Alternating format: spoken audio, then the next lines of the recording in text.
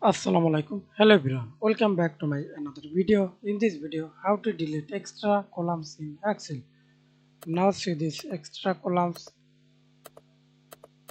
Remove single columns. Right click mouse. Delete. Okay, and remove multiple columns.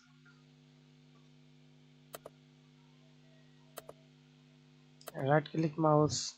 Delete. Okay, or remove randomly.